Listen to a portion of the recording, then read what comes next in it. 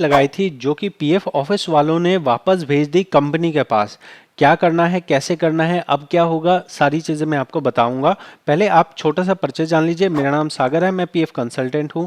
यहाँ जो आप देखने वाले हैं ये एक प्रैक्टिकल नॉलेज है। आपको ये वीडियो शायद ही कोई और बता सके, शायद ही कोई और समझा सके। यहाँ समझ सकते हैं आप कि प्रोसेस क्या है। प्रोसेस ये है, जब भी आप कोई करेक्शन की बात करते हैं तो करेक्शन में दो स्टेप होते हैं। पहला स्टेप है कि आपकी कंपनी कर दे और दूसरा स्टेप है कि पीएफ ऑफिस कर दे। तो यहाँ पे कंपनी वाले जो हैं, कंपनी वालों को कहा गया है कि जब भी कोई करेक्शन लगाई जाए तो आप सही तरीके से डॉक्यूमेंट देख लीजिए कि सही डॉक्यूमेंट है या नहीं है, उसके बाद ही आप आगे फॉरवर्ड कीजिए। लेकिन ज़्यादातर कंपनी क्या करती है, ज़्यादा अच्छे से नहीं देखती है और सिंपली यहाँ पे अगर कोई रिक्वेस्ट आई है वो उसको अप्रूव कर देती है और अप्रूव करने के बाद वो रिक्वेस्ट चली जाती है आपके पीएफ ऑफिस के पास। पीएफ ऑफिस के पास जब आपकी रिक्वेस्ट चली गई तो आपको कुछ इस तरह से नज़र आता है कि accepted by employer, pending at, मान लीजिए कोई भी ऑफिस है, पीएफ ऑफिस कोई भी हो सकता है। ये पीएफ ऑफिस क्या करता है, ये पीएफ ऑफिस देखता है एसओपी। अगर मान लीजिए आपने लगाया है नाम या फिर आपने लगाया है डेट ऑफ बर्थ, तो ये देखेगा कि क्या आपकी जो रिक्वेस्ट है वो आपके एसओपी के हिसाब से है।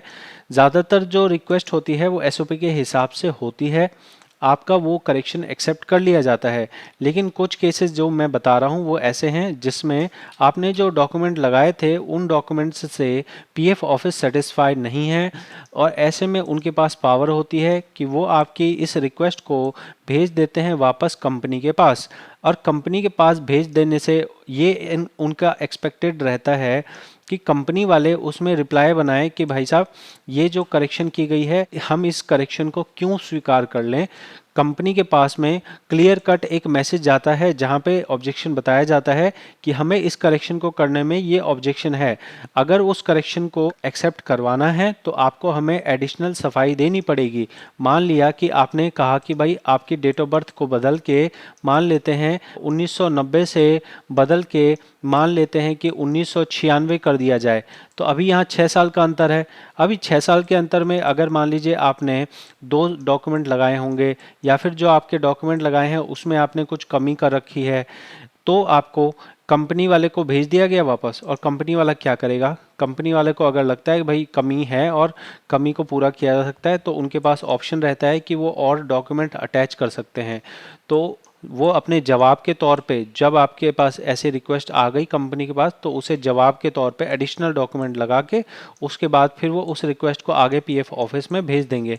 फिर पीएफ ऑफिस वापस से उन डॉक्यूमेंट्स को देखेगा। अगर उसको लगेगा कि जो ऑब्जेक्शन उसने उठाया था उस डॉक्यूमेंट के उसके हिसाब से आपने डॉक्यूमेंट सबमिट किया है और उसके हिसाब से आपने सफाई दी है और इस तरह सेटिस्फाई होने के बाद ही आपकी उस करेक्शन को एक्सेप्ट कर लिया जाएगा।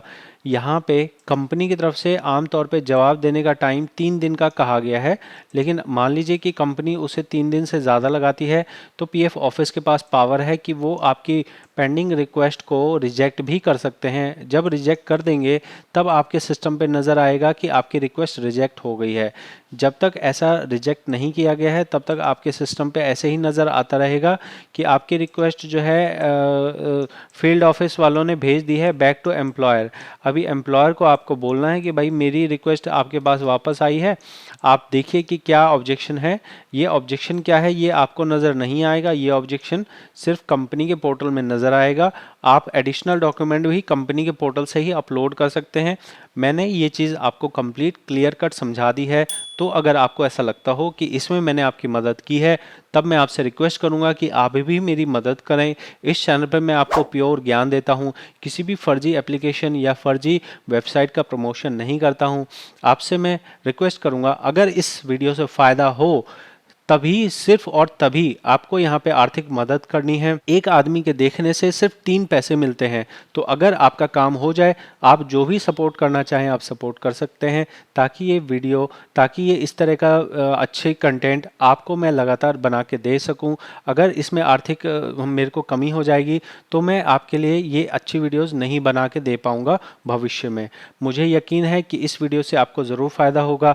आप अपना फ़ायदा देख लीजिए, आप अपना काम कर लीजिए, उसके बाद आप चाहें तो यहाँ पे हमें आर्थिक मदद कर सकते हैं। मिलेंगे अगली वीडियो में। बहुत बहुत धन्यवाद।